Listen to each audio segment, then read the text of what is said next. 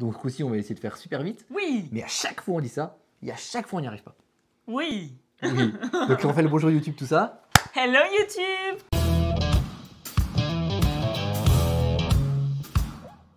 Comment ça va? J'espère que vous allez bien. Oui, mais tu fais tout le temps la même intro. Oui, parce que vous allez bien, tout ça. Je me suis dit, change. Salut YouTube, j'espère que vous avez passé un mauvais week-end et que tout est mauvais chez vous, car aujourd'hui, nous allons vous présenter des jeux mauvais.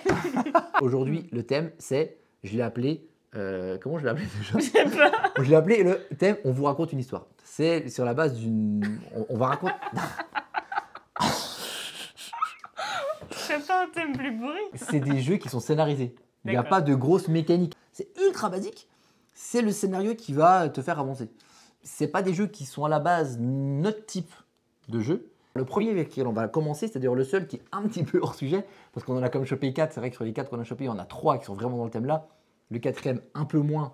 The Great Race. C'est un jeu qui vaut 55-60 €. Donc c'est déjà un beau bébé. En termes de thème, en termes d'histoire, eh ben, c'est un espèce de Paris-Dakar. C'est vraiment un jeu de course, donc tu joues ou en Afrique ou en Amérique du Sud, et tu commences d'une extrémité ou l'autre du continent, et tu dois traverser tout le continent. Et l'idée, c'est d'avancer et de raconter sa propre histoire en avançant avec sa petite voiture. En termes d'édition et d'immersion, je le trouve particulièrement réussi. C'est-à-dire que ce côté, on est dans une voiture, on se promène, et ben, il faut trouver de l'essence, il faut réparer la voiture, il faut trouver de l'argent quand même pour l'essence. Et tout ça est super bien représenté. Et en plus, c'est très immersif parce que c'est comme dans la vraie vie. Tu peux avoir des cons sur la route. Tu parles de qui? Donc c'est un jeu qui va se passer en 4 phases à chaque fois. Donc chaque tour va se passer en 4 phases. La première phase est la phase de bivouac. Donc si on est vraiment dans le scénar, pas dans la mécanique, on est dans le bivouac, donc on se prépare à partir. La deuxième phase, c'est la phase de planification. Donc on planifie comment va se passer la journée. Troisième phase, c'est la phase de convoi. Donc c'est la phase où on se promène, on fait tout ce qu'on a à faire. Et la quatrième phase, c'est la phase de maintenance. Donc après la journée, on va réparer, on va s'occuper de tout pour tout repartir et recommencer un tour. Donc déjà à ce niveau-là, je trouve l'idée pas trop mal, je trouve l'immersion plutôt sympa. Oui, oui. La première phase, qui est la phase de bivouac, c'est une phase où il va y avoir des cartes, on va choisir des cartes qui sont des cartes ressources, qui vont nous permettre de faire différentes actions, qui vont nous permettre d'avoir des petits bonus en termes d'essence, qui vont nous avoir des petits bonus pour se réparer. Et en fait, on va choisir ces cartes-là. Dans la première phase, on choisit ces cartes. Donc ça, c'est le premier truc. Et donc du coup, vous voyez le plateau ici. Et donc vous avez le plateau avec le continent, et en fait, chacun de nous a un petit plateau personnel que vous voyez ici qui représente la voiture, avec les différents compteurs qui vont avec, qu'on va voir après. Et en fait, la première phase, c'est planification. Donc, on va mettre ces petits bonhommes-là qui sont les assistants et on va les préparer pour le tour d'après pour savoir qu'est-ce qu'ils vont faire. Et pendant cette phase de convoi, justement, on va faire plusieurs choses. La première chose, comme on voit là, c'est payer de l'essence, acheter de l'essence. En fonction de si c'est en ville ou dans le désert, ça va être plus ou moins cher. Deuxième chose qu'on peut faire, c'est jouer des cartes ressources. Troisième chose qu'on peut faire, c'est du coup jouer ces fameux assistants qu'on a joués pendant la phase de planification et qui sont de différents types. On va avoir les types mécaniciens, donc qui vont nous permettre de réparer les petits, vous voyez les petits niveaux qu'on voit. On va réparer par exemple le châssis, comme il fait là. Le châssis nous permet d'avoir plus de cartes en main. On va pouvoir réparer la jauge moteur, qui va nous permettre d'avancer plus sur la carte. Donc ça, c'est les assistants type mécanicien. On va avoir des assistants type financement, qui vont nous permettre de payer et d'acheter des trucs. On va avoir des assistants type éclaireur, donc qui peuvent nous permettre comme ça de mettre des petites tuiles et d'avancer et de voir un petit peu ce qui va se passer, de voir vers où on va. Et ensuite, on va avoir aussi des petits pilotes qui nous permettent d'avancer en fonction de ce que nous a montré l'éclaireur et si le mécanicien a bien travaillé. Donc ça, c'est vraiment la mécanique globale du jeu. Donc la dernière phase, c'est la phase de maintenance. On va tout recommencer. L'ordre de premier joueur va changer en fonction de là où on est sur le plateau. Et puis, on va retirer des cartes, on va remettre des cartes sur le plateau et on va recommencer le tour 1, on va repiocher des cartes, etc. Donc, en termes d'édition, comme vous l'avez vu, moi je le trouve plutôt beau. Les plateaux personnels sont vraiment, représentent vraiment la voiture, les jauges. C'est assez chouette. L'immersion, pour moi, elle est totale. Donc, c'est une vraie réussite. En termes de règles, tout est logique aussi. Parce que j'arrivais à associer l'action à vraiment ce qui se passerait dans la vie. Vraiment, t'es comme ça, t'es dans le désert, oui, tu dois payer de l'essence, donc tu vas la payer plus cher que si t'es en ville. Oui, mais là, tu peux plus avancer, t'as besoin d'un mécanicien et t'as besoin aussi d'une pièce pour réparer. T'as pas besoin que du mécanicien. Donc, tout a une logique. Et ça, j'ai vraiment trouvé ça super bien. Et donc, en termes d'édition et de règles, je suis un peu partagé parce que moi, j'ai envie de mettre une très bonne note. Par contre, je le trouve un petit peu cher. une soixantaine d'euros, même s'il y a beaucoup de choses, bah, on rentre dans la tranche expert, alors que pour moi, c'est pas un expert, c'est un initié. Les initiés, pour moi, ils sont à 40-45 euros à peu près, enfin de 35 à 45 euros. Et là, vu Après, qu'on il y a quand même pas mal de matos, c'était 2 plateaux de jeu. Mais c'est pour ça que je suis partagé. C'est-à-dire qu'objectivement, il n'est pas trop cher dans le sens où il y a pas mal de choses. Mais du coup, les gens qui cherchent des jeux famille initiés, ils vont pas mettre 60 euros. Quelqu'un qui va mettre 60 euros, c'est plutôt un expert. Et un expert, il va pas être satisfait de ça parce qu'il manque de richesse si tu es un joueur expert. Donc je suis vraiment partagé. Mais étant donné qu'il est beau et qu'il est bien travaillé et tout, je mets quand même un 4. S'il n'y avait pas ce problème de prix, j'aurais pu mettre même un peu plus. Mais pour moi, c'est vraiment réussi là-dessus. Alors pour moi, en termes d'édition, je parle bien de l'édition, et en termes de règles, j'ai trouvé que l'édition était belle. C'est vrai qu'il y a pas mal de jetons, les billets sont beaux, le scénario, le plateau individuel est plutôt sympa aussi. En termes de règles, effectivement, il y a quelques points où, parce que je ne suis pas mécanicienne, je ne comprends pas la différence entre les mécaniques. Alors, elle est d'une mauvaise foi absolue. Le problème, c'est qu'en fait, il fallait comprendre qu'il fallait l'action mécanicien et la carte pièce. Et en fait, que ce soit n'importe quelle pièce, on s'en fout. Et Non, le fait c'est d'associer pas ça les que deux, j'ai pas tu ne compris. comprenais pas. C'est pas ça que j'ai pas compris. Ce que j'ai pas compris, c'est les deux jauges. Bah, tu as une jauge qui permet d'avoir plus de cartes, une jauge qui permet d'avancer. Non, c'était pas ça. Non, Non, elles étaient particulièrement de mauvaise foi. non. Est-ce que c'est un jeu mécanique? Les deux garçons, on a bien aimé, les deux filles n'ont pas aimé. Je spoil Oui, la suite. non, c'est vrai que sur le. Il faut dire que le thème en lui-même ne me plaît pas du tout de base. Mais c'est un thème qui est très bien représenté. Il faut être objectif aussi. Pour cette note, je mettrais la note de 3. Pour l'édition. C'est tout quand même, pour l'édition. Je trouve voilà, que l'édition était travaillée. Alors moi, en termes de plaisir, eh ben, on s'est bien amusé. Malheureusement, on n'a pu faire qu'une partie parce que les filles n'ont pas voulu en faire une deuxième. Ce sera un 3,5 parce que j'ai trouvé très sympa. C'est pas non plus le jeu de l'année, mais si on aime le thème, si on aime les mécaniques plutôt simples, pour moi, il est vraiment bien. Moi, je me suis amusé. On aurait voulu en faire une autre. C'est les parties qui durent 1 heure et demie, donc ça va en termes de timing. On est dans du initié. Alors moi, j'ai passé un moment très désagréable. J'ai détesté au plus haut point cette partie. Ça a duré 1h30 à peu près. C'était extrêmement poussif.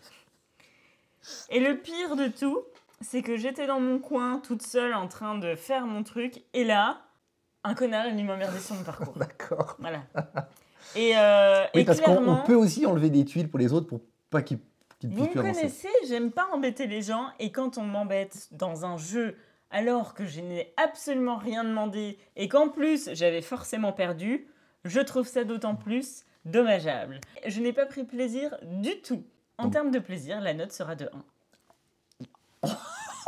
C'est la plus mauvaise que tu aies mis, je crois. Oui. C'est- Je crois que tu n'avais jamais fait en dessous de 2. Ah ouais, à ce point-là. C'était, mais en fait, tu te rends pas compte à quel point ça m'a dégoûté du jeu. Mais vraiment. Le Mais- fait que j'enlève ta tuile? Ah oui. En plus, moi, j'ai même pas pris la même direction que tout le monde. J'ai voulu essayer d'innover, etc. Et là, bam, qu'est-ce qui se passe? Il me coupe l'herbe sous le pied. J'ai pas du tout aimé. Tintin! Ce Ça nous- fait longtemps, hein? Ouais, c'était là. On est là sur un Dixit 2.0, donc c'est les créateurs-éditeurs de Dixit qui ont voulu faire quelque chose de différent. Donc l'avantage, c'est que c'est un jeu qui en plus, donc c'est un Dixit avec des cartes, hein, donc il y a des nouvelles cartes, mais qui peuvent se jouer avec les cartes que vous avez déjà achetées dans les anciens Dixit, les anciennes extensions, etc. Donc tout se joue, sauf que la mécanique est un peu différente, il y a une disposition différente et une mécanique un peu différente, ce qui amène quelque chose de nouveau dans un jeu qui existe depuis une dizaine d'années, où les gens commençaient un petit peu à avoir fait le tour. L'initiative est plutôt bonne, surtout que c'est quelque chose qui fonctionne bien, que les gens aiment bien. C'est un jeu qui vaut quand même 30-35 €, donc on parlera du prix après, me paraît, je trouve peut-être un poil trop cher, je dirais. Mais bon, il y a quand même beaucoup de travail d'illustration, etc. Oui. C'est quand même un beau jeu. Même la boîte Donc, est voilà. relativement belle. C'est un jeu qui je joue de 3 à 6, donc pour à peu près une demi-heure la partie en moyenne. Qu'est-ce qui va changer dans ce Dixit? C'est un jeu qui va jouer en 4 manches. Ok, 4 manches, on va marquer 4 fois des points. On va faire une manche où il va se passer 4 choses. On va faire un truc, on va compter les points. On va faire ça 4 fois. On va additionner les 4 points, les 4 manches. Et celui qui a le plus de points, évidemment, gagne la partie. Comment ça va fonctionner? On va avoir la première étape qui va être, on va associer des idées. Ensuite, on va annoncer le nombre de cartes qu'on a fait. Ensuite, on va révéler les cartes qu'on a en commun ou pas. Et ensuite, on compte les points. Comment ça se passe? D'habitude, on a chacun des cartes, on a des cartes au milieu, etc. Le dispositif est un petit peu différent ce coup-ci. On a vraiment des cartes qui sont... vous avez 15 cartes, donc 5 par 3, qui sont mises. Et on va retourner un thème, comme on a là, et on va essayer de faire une association d'idées entre les cartes là et le thème qui a été trouvé. Je crois qu'on le voit mal, je crois que c'était généreux. Et donc là, on va sur notre petite plaquette personnelle, on va avoir effectivement ces petites cases qui correspondent à chacune des cartes qui ont été placées. Et en fait, pendant la première phase, dans notre exemple où on a 15 cartes et le thème est généreux, tu vas essayer de voir quelle carte te fait penser au thème qui a été annoncé. Donc là, le thème, donc généreux. On va faire des petites croix là-dessus. On va essayer de trouver, donc, comme d'habitude, comme le dit Kit, on va essayer de trouver des idées en commune avec les autres, qu'on soit plusieurs à avoir la même idée. Une fois que ça c'est fini, on fait sa phase cachée. Une fois que tout le monde a fait ça, on a fini la phase 1 qui est associée. La phase 2, c'est la phase d'annonce. On va annoncer, et donc on va chacun annoncer combien de cartes on a trouvé, entre guillemets, avec le thème là. L'idée, c'est d'en trouver beaucoup, entre guillemets, pour avoir le plus de chances de marquer des points, mais il ne faut pas en trouver trop non plus, parce que la personne qui en aura trouvé plus que les autres sera dans l'obscurité, et en fait aura un petit malus de points à la fin pour l'étape de comptage des points. Donc il faut en avoir beaucoup, enfin le plus possible, mais pas trop, à voir en fonction de ce que vont faire les autres. Troisième étape, c'est l'étape où on va révéler. Et donc chacun de notre tour, en commençant par le premier joueur, on va annoncer une seule des croix qu'on a fait. On va annoncer, par exemple, moi, je sais pas, j'ai fait 4 croix, il y en a une que j'ai fait, donc je vais montrer la carte. J'ai fait par exemple celle-là. S'il y a au moins 2 personnes qui ont trouvé la même carte que moi, super, on marque 2 points. S'il y a une seule personne qui a trouvé comme toi, on marque 3 points. Quand on marque un point, on marque des étincelles. Quand il y a une seule personne qui a trouvé, on marque une super étincelle et on marque 3 points pour le point. Et l'étincelle. Mais c'est toute ma jeunesse, c'est les L5. Moi, je connais pas le morceau. Ah oui. Si par contre, personne n'a la carte que tu as citée, tu chutes. Quand tu chutes, ça veut dire quoi? Ça veut dire que de 1, tu marques 0 points. Mais en plus, quand les autres vont marquer des points, toi, tu n'en marques plus. C'est-à-dire qu'imaginons, moi, je trouve une carte identique, Blandine avait trouvé pareil, et Lorius a trouvé aussi, on marque tous les 3 2 points. Si avec nous deux qui avons trouvé, on marque tous les deux 3 points. C'est vrai. Si par contre, personne n'a trouvé ma carte, je ne marque pas de points, mais sur les prochains tours des autres, je dirai que j'ai leur carte en commun, eux marqueront les points, mais moi je ne marquerai plus les points parce que j'aurai chuté. Les premières cartes qu'on va révéler, on va essayer de révéler celles qui ont le plus de chances, qu'on a le plus de chances d'avoir en commun. Parce que quitte à chuter, il faut chuter le plus tard possible pour marquer des points avant de chuter. Une fois que tout le monde a dit ses cartes ou que tout le monde a chuté, on compte les points, on additionne tous les points qu'on met sur la petite plaquette de score. Celui qui est dans l'obscurité, s'il a chuté dans la partie, chacun des points qu'il a marqués vont être divisés par 2 et tous les autres marquent leurs points. On fait ça 4 fois. À chaque manche, on enlève une rangée de 5 cartes, on en change 5 nouvelles. On fait ça 4 fois et celui qui a le plus de points a gagné. C'est plutôt simple, comme le Dixit, avec une mécanique différente, avec un placement différent, une manière de compter les points un petit peu différente, un petit peu originale. On essaie de trouver celle qui a le plus de chances d'être trouvée en premier. Voilà pour l'idée globale. Moi, en termes d'édition, je trouve plutôt beau. En termes de règles, je la trouve limpide, claire et ultra facile pour jouer avec tout le monde. C'est un 8 et plus, mais largement, c'est super bien expliqué. On a joué notamment avec 2 petites de 8 ans et qui ne se sont pas fait larguer. Non. Donc, c'était super sympa. La toute première manche était compliquée. Je pense le temps de prendre les règles en main. Mais c'est vrai qu'après, elles nous ont... Oui, c'est ça. C'est la première manche, elles ont galéré. Et puis après, c'était parti. Donc voilà, je trouve que plutôt beau. Le prix, peut-être... Voilà, pour moi, c'est un 4. C'est un gros 4. Pour moi, en termes d'édition et de règles.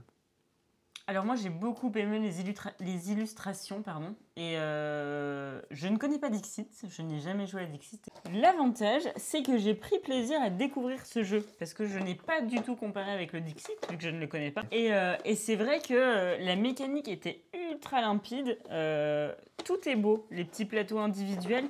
Ils ont même poussé le vice à mettre des marqueurs colorés de chaque couleur de pion.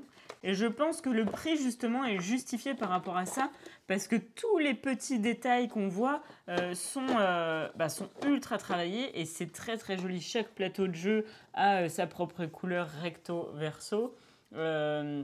On a la petite lune pour être sûr de savoir où est-ce qu'on place. Enfin, tout est vraiment travaillé, et si on prête attention à chaque visuel, à chaque détail, on se rend compte que c'est un travail de malade.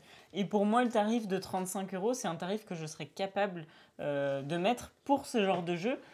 tout simplement pour jouer avec Jade ou pour jouer voilà, avec des copines à elle, ou même entre amis. Je pense qu'un jeu entre filles, ça peut être aussi sympa, et en famille, on s'est plutôt bien amusé.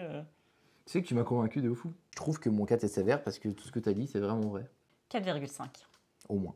Tout est vraiment beau. Enfin, moi, j'ai vraiment agréablement surpris. C'était une très belle surprise pour moi, qui ne connaissait pas Dixit. Et bien sûr, le plaisir, ce sera aussi un 4,5 parce que j'ai vraiment pris beaucoup de plaisir à jouer, et surtout, toutes les personnes autour de la table étaient contentes, pas comme un certain jeu en première partie. Et les mots aussi, et c'est là où c'est plutôt agréable, c'est qu'il n'y a pas beaucoup de mots négatifs, il y a beaucoup de mots positifs. Bonheur, joie. Et c'est vrai que pour jouer avec des enfants, surtout avec les périodes qu'on peut traverser, c'est plutôt Après, cool. c'est là-dessus qu'on est tombé, on n'a pas regardé toutes les cartes. Peut-être J'ai regardé, moi. Ah ouais, t'as regardé. Ouais, j'ai regardé, il y avait très peu de cartes négatives. Donc on sent en fait voilà, ce côté joyeux, sympa, galuron, où tout le monde est en train de s'amuser, en train de jouer autour d'un plateau de jeu, et franchement, c'est plutôt agréable. Et du coup, moi, pour ma note de plaisir, ce sera un gros 4 aussi. Je reste sur la même note. Pour à peu près toutes les mêmes raisons que Blandine. Ce type de jeu, normalement, moi, c'est compliqué. Je passe au-dessus du 3. Bravo, Dixit 2.0. Bravo. Donc là, on a une grosse boîte. Entrée. C'était un jeu qui m'intéressait, bof, mais que j'ai voulu absolument essayer parce qu'il a été nominé aux As d'Or cette année. On en a parlé en introduction. Ouais. Living Forest a gagné et on est trop content. C'est un jeu donc, qui est sorti du coup en 2021, qui est aussi à une soixantaine d'euros. Donc on est aussi encore dans du bon gros jeu. Donc là, on rentre vraiment encore plus dans le délire. On raconte une histoire. Le thème, on raconte une histoire avec Stella, c'est ça. Enfin, avec Dixit, c'est ça. C'était censé raconter une histoire avec tes cartes et tout. Là, on rentre vraiment dans le vif du sujet, où c'est vraiment de la campagne, une histoire. On va suivre une chronique, comme un espèce de bouquin, en fait, et il va se passer des choses. En fait, en termes de mécanique, ça va être très simple, parce que c'est le jeu qui te dit quoi faire. T'as pas de mécanique à apprendre, à part lancer un dé et dire le dé là, il fait ça, ok, tu retournes telle carte. Tu as quelqu'un qui t'explique vite fait un peu grossièrement comment ça va marcher, et après tu suis l'histoire. C'est un jeu qui est coopératif. Donc l'idée, ça va être de gagner ensemble. C'est un jeu qui joue de 2 à 4 joueurs. Ils disent à peu près 1 heure. Ouais, nous, on n'a fait qu'une partie. Et on est vraiment dans l'histoire, c'est en fait on est des patrouilleurs, donc dans un univers un peu médiéval, on est dans des patrouilleurs dans un fortin, et en fait on va essayer un petit peu d'assurer la sécurité de la population, de gérer les événements des habitants, on va aider les habitants, on va essayer de faire un petit peu tout ça, dans des scénarios différents. Il y a, j'ai un doute, 5 ou 6 scénarios différents. Et donc chaque scénario, il va se passer des trucs. On peut les refaire, parce que chaque scénario, en plus, on va mélanger, il y a différents types de paquets de cartes, et on va mélanger plusieurs paquets de cartes, et en fonction des scénarios, tu ne vas pas mélanger les mêmes, donc c'est pas les mêmes que tu vas tirer. Donc tu peux refaire les scénarios, même si je pense intimement que ce type de jeu, une fois que tu l'as fait une fois, tu ne vas pas forcément y retourner. Et c'est là, au moins, en termes d'édition, je vous jure que c'est un petit peu compliqué de mettre de l'argent quand tu n'es pas passionné par ça, parce que c'est quand même 60 balles pour un jeu où tu es censé faire 5-6 parties et après tu as fait le tour. Moi, ce serait le premier petit bémol en termes d'édition, c'est pour ça. Malgré le prix, il y a vraiment beaucoup de choses, il y a beaucoup d'éléments de jeu. Je vous explique pas vraiment ce que c'est ces éléments-là, parce qu'il y a vraiment plein de choses, encore une fois. L'idée, c'est vraiment de voir un petit peu le plateau, comment il se place. Et en fait, vous avez vraiment, comme j'ai expliqué, des histoires qui sont ce qu'on appelle des chroniques. Et il va y avoir des scénarios avec des missions qui seront associées à ces chroniques-là. Et on va avoir des problèmes, donc les cartes ça va être des cartes problèmes, des cartes événements, comme on en a un petit peu parlé tout à l'heure. Là, on voit le plateau, nos plateaux individuels, notre personnage qui va avoir des caractéristiques particulières. Et voilà un petit peu comment se place le plateau, qui est divisé en plusieurs zones en fonction des habitations. Chaque angle, là, chaque carte représente un type d'habitation avec des péripéties qui vont se passer au niveau de ces endroits. Ici, vous voyez vraiment tout la première partie du jeu. Le jeu va jouer en 2 tours. Le premier tour, ça va être ce qu'on appelle déterminer l'adversité. Le deuxième, c'est effectuer 2 actions différentes. Quand on va déterminer l'adversité, on va lancer un dé. Et avec ce dé-là, on va aller sur 4 endroits différents. L'endroit qu'on voit ici, ça va être choisir un événement. Donc, on va retourner une carte événement, il va se passer quelque chose. Les cartes oranges à côté, ça va être des cartes problèmes qu'il va falloir résoudre. Il va y avoir des cartes péripéties. C'est des cartes qu'on va rajouter sur les cartes que vous voyez, là, verte et orange. On va rajouter des cartes dessus en plus. Et si on arrive sur le secteur chronique, on va avancer dans l'histoire, on va tourner la page du bouquin et on va avancer dans l'histoire. L'idée, c'est de réussir à résoudre les problèmes, à gérer les péripéties avant d'arriver à la fin du scénario. Deuxième chose qu'on va faire après ça, on va chacun faire 2 actions parmi plusieurs actions différentes. Là, on en voit qui sont faites en fonction des lancers de dés. Et en gros, on va pouvoir se déplacer, on va pouvoir se reposer, c'est-à-dire récupérer des points de vie, on va pouvoir solliciter une communauté. Donc, dans chacun des secteurs, là, comme je vous ai dit, les cartes sur le plateau, c'est des communautés qui vont donner des bonus différents. On va pouvoir vivre une péripétie. Donc, c'est ces fameuses cartes qu'on retourne là qui vont nous permettre de faire avancer le scénario et de faire avancer les missions. Le but, encore une fois, c'est on va avoir des objectifs différents, mais c'est notamment de vider ces péripéties-là pour que chaque communauté soit libérée de ces péripéties. On va pouvoir construire des bâtiments, réparer des bâtiments au milieu du fortin. On va pouvoir construire une tour qui va permettre de protéger. Il va y avoir plein de petites actions différentes. Et tout ça qui a pour objectif de réussir des missions, réussir à sauver les habitants avant la fin de l'histoire. Et à la fin de l'histoire, quand tu arrives à la dernière page, en fonction de ce que tu as réussi ou pas, on te dit si tu as gagné ou si tu as perdu, tous ensemble. Et à chaque fois que tu retournes une carte, la carte va te dire ce qui se passe, elle va t'expliquer ce que tu dois faire, va t'expliquer le choix que tu dois prendre. Donc en fait, juste tu suis ce qui est écrit et puis tu y vas quoi. C'est un vrai mélange entre un jeu de plateau, jeu de société, et les jeux de rôle. Les jeux de rôle, c'est compliqué d'être dans l'immersion parce que si tu n'es pas dans le jeu de rôle, bah, tu n'as pas de visuel en fait. C'est à toi d'imaginer. Là, on est entre les deux. On est dans le jeu de rôle, mais avec un visuel plateau. Si on parle d'édition et de règles, moi, je serais que sur 3. Déjà parce que le prix, moi, je trouve que c'est cher. C'est justifié dans le sens où il y a beaucoup de choses, donc c'est pas trop cher par rapport au matos. Mais moi, par rapport à mes goûts, à moi, je trouve que mettre 60 € pour faire 5-6 histoires, c'est un petit peu trop. Le choix artistique, moi, me plaît pas plus que ça. Tu sens que c'est travaillé, tu sens que c'est beau, mais c'est subjectif, c'est un esthétique qui, moi, m'a pas touché plus que ça. C'est un jeu qui, de prime abord, bottait pas plus que ça. Après, c'est vrai que vu qu'il était nominé aux As d'Or, j'ai bien voulu le tester. Tu retêtes au tri. J'ai bien voulu le tester. Agréablement surprise par tout ce qui était travail justement immersif. Après, je ne suis pas d'accord avec Adrien par rapport au tarif, tout simplement parce que si on compare ce genre de jeu à un Exit ou à un Unlock, donc ce jeu comparé à un Exit ou à un Unlock, vous allez être 30 € pour 3 histoires et là vous êtes à 60 € pour 6 histoires. Je trouve pas ça déconnant. J'ai pas eu ce sentiment que c'était trop cher. Il y a quand même beaucoup de matériel, beaucoup de choses, beaucoup d'histoires. Les cartes sont bien représentées. Il y a pas mal de choses décrites sur les cartes. Donc le prix pour moi n'est pas déconnant. Donc pour l'édition, pour moi, ce sera une note de 3. Donc, Comme moi au final. Comme toi, mais c'est positif dans le sens où c'est pas mon style de jeu.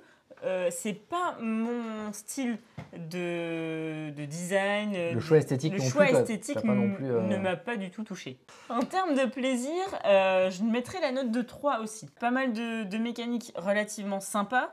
J'ai trouvé aussi le côté où on joue tous ensemble pour s'aider, s'entraider, plutôt cool.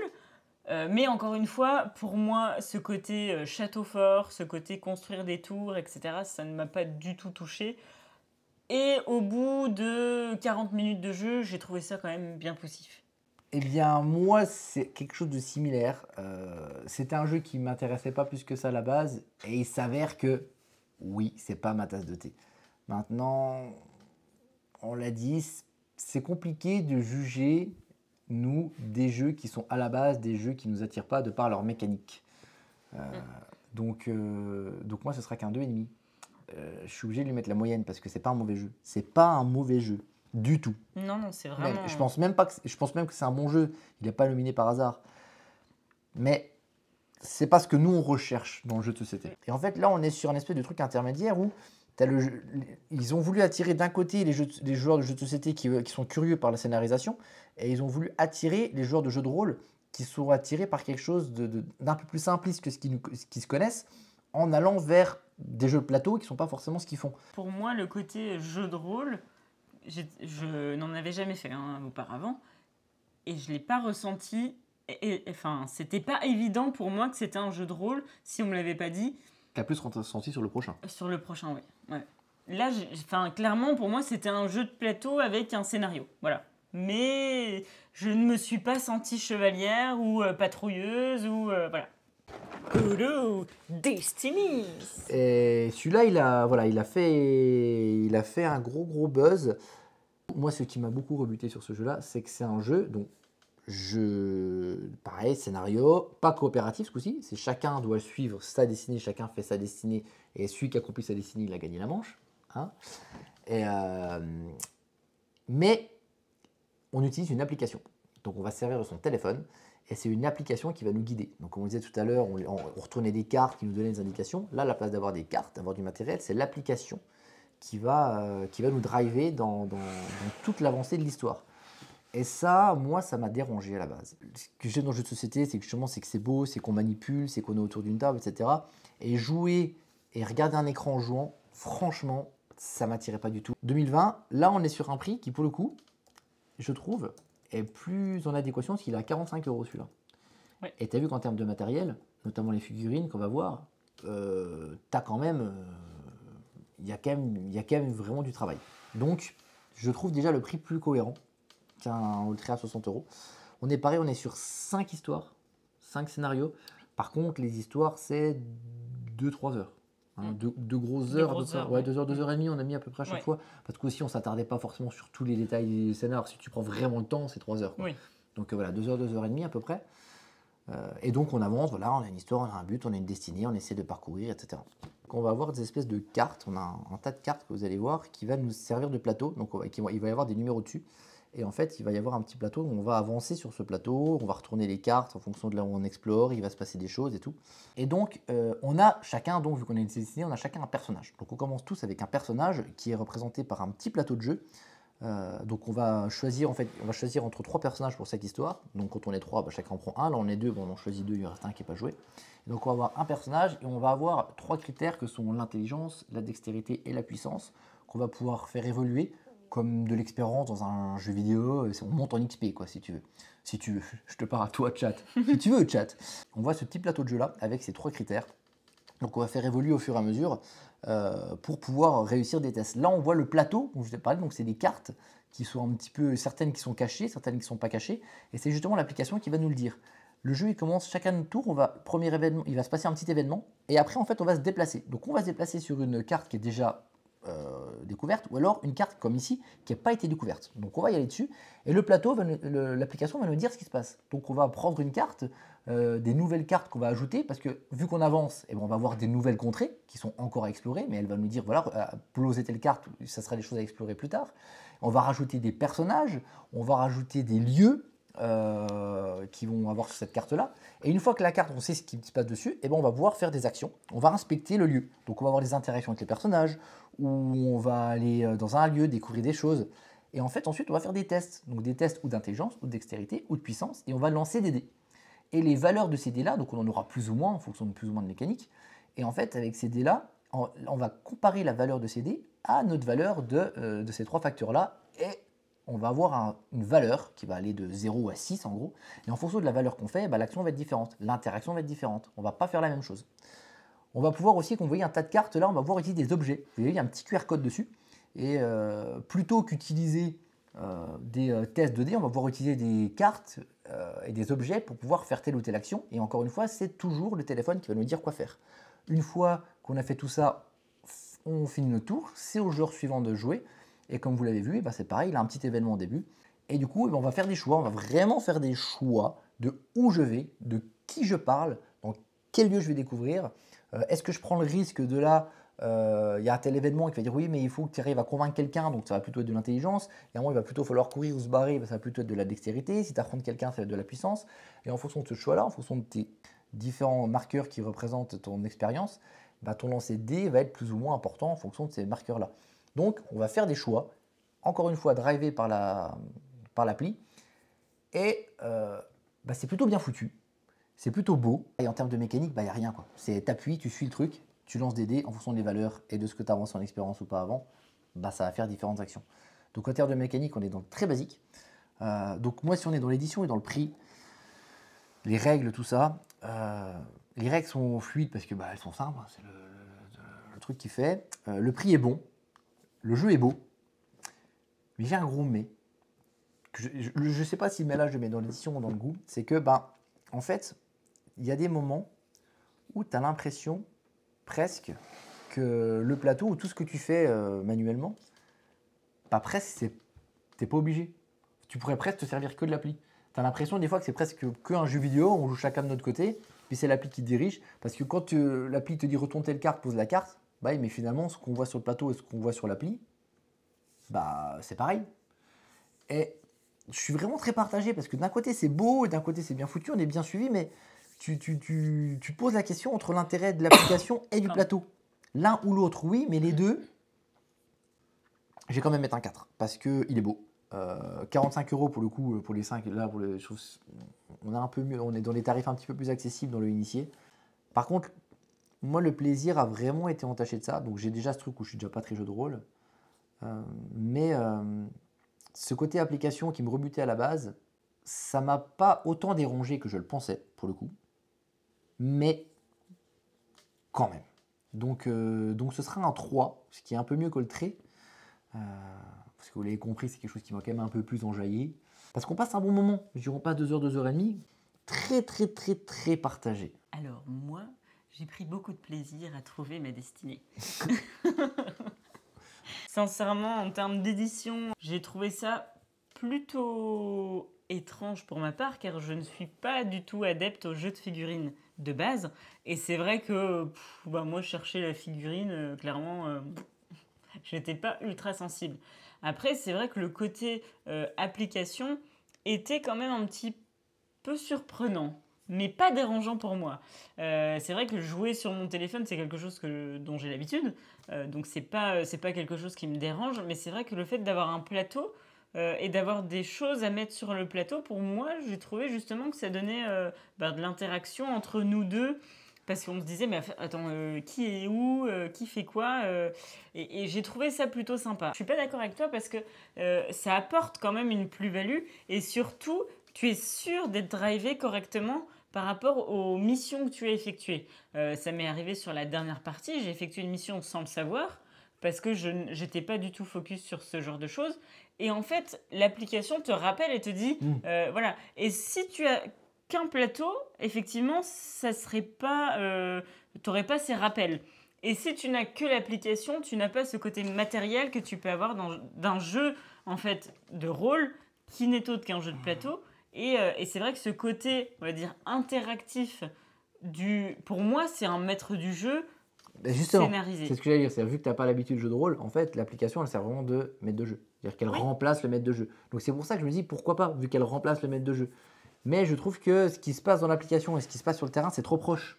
Tu vois, c'est trop similaire. Alors, c'est très proche, mais après, tu as aussi tout ce qui est, voilà, comme je te dis, par rapport à tes missions que tu dois franchir, accomplir. C'est des choses que tu n'auras pas sur un plateau ou qu'un maître de jeu peut oublier. Un jeu avec des figurines où des personnes adorent peindre, etc., je trouve que le tarif reste très, très abordable. Je suis d'accord. Pour moi, l'édition, ça sera aussi un 4. C'est pour moi quelque chose de très, très bien ficelé et très bien travaillé. Pour le plaisir, j'ai clairement débuté la première partie en me disant qu'est-ce que c'est que ce jeu ? Je n'ai rien dit, j'ai laissé passer la première partie. J'ai été ultra surprise parce que comme je disais pour Rolltree, les jeux de rôle, c'est pas quelque chose que je maîtrise parce que je ne connais pas. Je n'ai jamais fait de jeu de rôle à proprement dit et ça a été une excellente surprise de voir que ce genre de jeu pouvait m'intéresser. Et en fait, je m'amusais sincèrement. Vous avez pu voir que Adrien était la sorcière, hein, ça lui va bien. Mais du coup, moi, j'ai été des chevaliers, j'ai pillé l'église plusieurs fois, j'ai volé des Quand on avait le choix de voler, quand on avait le choix de piller, de trucs, elle y allait tout le temps. Quand moi, j'étais tout le temps gentil, elle y allait tout le temps. Et ça payait à chaque fois. Et ça payait à chaque fois. Scandale. Comme quoi, parfois, on n'est pas dans la vraie vie comme on est dans les jeux. Ah, t'en profites, là. Ouais. Là, t'y vas. Hein, dans les jeux. Donc, du coup, pour le plaisir, moi, ce sera une note de 4. Toi, je m'attendais pas autant. Si, j'ai pris vraiment beaucoup de plaisir et surtout que sur les 3 parties qu'on a fait, j'en ai gagné 2. Donc 4. On a fait 4 parties, on a fait 2 et 2. Merde. Donc voilà, en termes des jeux qu'on vous a présentés, on a vraiment eu un jeu qui est un petit peu hors sujet par rapport au truc scénar, etc. Qui moi m'a franchement pas mal plu, Blandine pas du tout. Pas du tout. Celui-là c'est un petit peu le jeu qui a été le plus, où ça a été unanime. Ouais. C'est le jeu le plus grand public de tous et franchement d'une efficacité redoutable, qui nous a beaucoup plu tous les deux et toi tu m'as même convaincu dans tes arguments sur les choses qui me dérangeaient un peu. On a Rolltree et Destinies qui sont 2 jeux type scénarisation, jeu de rôle qu'on n'avait jamais trop fait. Il y en a clairement un qui nous a un peu plus plu que l'autre. Mais ce qui n'enlève rien probablement à la qualité, mais c'est pas la même chose. C'est vraiment pas la même chose. Moi, dans les deux cas, on n'a aucun qui m'a vraiment convaincu. Lui, de par son choix artistique, et celui-là, de par le choix de l'application qui me laisse perplexe. Je trouve pas ça mauvais, mais ça me laisse perplexe. Toi, on va dire vraiment Stella et Destinies. C'est ça. C'est les deux qui ressortent et plus c'est Stella et des agréables surprises. Désagréable, parce que c'est pas une désagréable surprise. Non, parce qu'il y a deux jeux, désagréables surprises. Voilà. Bisous YouTube, merci. N'hésitez pas à follow cette chaîne et à nous rejoindre sur Twitch pour le direct. Allez, bisous YouTube. Salut.